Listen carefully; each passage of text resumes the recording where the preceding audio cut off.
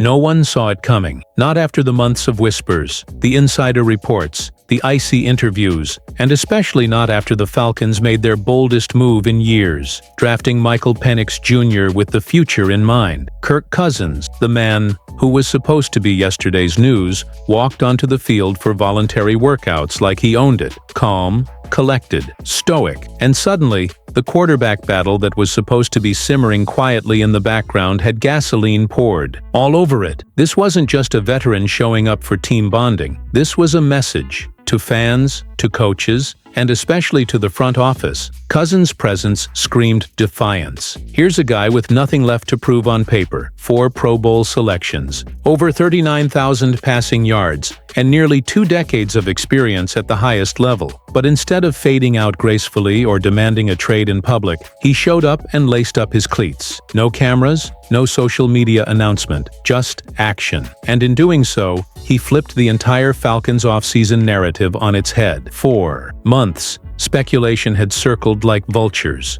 Raheem Morris, even in his most diplomatic tone, wasn't betting on seeing Cousins in a Falcons jersey again, let alone on a practice field in April. "I'm not going to be foolish," Morris had said bluntly, downplaying the idea of Cousins showing up. He painted the picture of a business decision, a man halfway out the door, more likely to be negotiating an exit strategy than preparing for a QB sneak. But when Kirk arrived, head held high and helmet in hand, it was Morris who suddenly found himself needing to readjust the script. And what's wild is that Cousins had every reason to ghost these workouts. The Falcons' commitment to Penix Jr. wasn't subtle. It was loud, expensive, and calculated. A 4-year deal worth $180 million for a rookie? That's not just belief in the future. That's a declaration. But Cousins, with his own hefty contract, one that would guarantee him $100 million if traded, chose to show up anyway. He didn't have to. He could have waited, negotiated, demanded a move to Minnesota or Pittsburgh,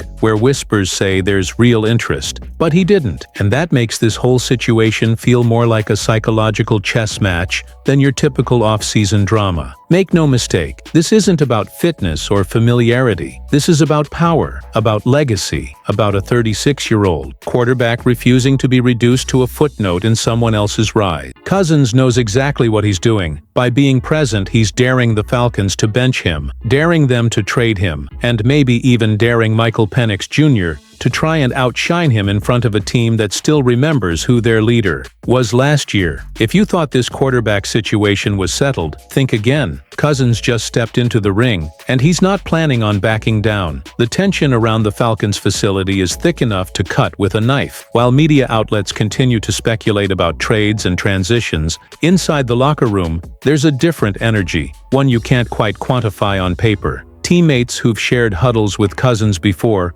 are watching him closely, seeing if this is a guy playing his final hand, or if he's about to reclaim his role by sheer will. And for the younger guys, they're getting a front-row seat to a masterclass in mental toughness. Kirk isn't just practicing, he's leading drills, correcting routes, staying behind after reps. It's subtle, but unmistakable. He's still acting like the QB1, even when everything says he shouldn't be. And what does this do to Penix Jr., the kid with all the hype, the big arm, the fat contract? Now he has to share the spotlight with a veteran who's not interested in fading quietly. It's a pressure cooker for Penix, whether he admits it or not. The fan base might be split, the media definitely is, but the locker room? They're watching how he responds. How does he handle being in the shadow of a guy who's played on bigger stages, led teams deep into seasons, and been through the highs and lows of this league for over a decade? The real challenge now isn't just about learning the playbook. It's about commanding a huddle that still turns instinctively when Cousins speaks. There's something poetic about this standoff. On one side, you have youth, potential,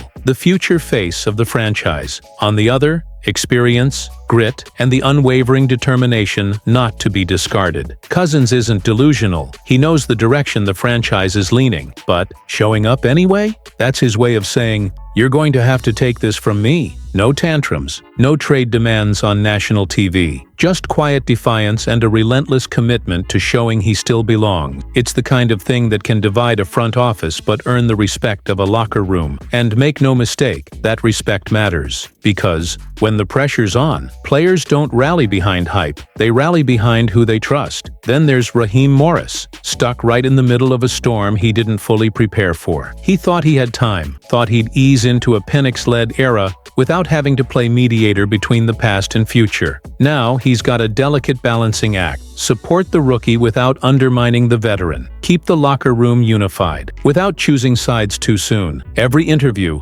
every quote, every depth chart update now carries weight. And with the season opener looming, each decision will be scrutinized like never before. Because no matter what happens, this situation isn't staying quiet. Not with Kirk Cousins refusing to go quietly. In the end, this is bigger than football. It's about identity. It's about pride. It's about a man being told he's done and deciding to prove everyone wrong, not through words, but by walking into a building that already made plans to replace him and saying, "I'm still here." Whether he stays, gets traded, or somehow wins the job outright again, Kirk Cousins has already changed the narrative. He's shown the younger guys what it looks like to fight for something without making a scene, and in doing so, he's made this upcoming Falcons season a whole lot more interesting. Because now, it's not just about Penix's potential, it's about whether that potential can rise higher than one man's refusal to be forgotten.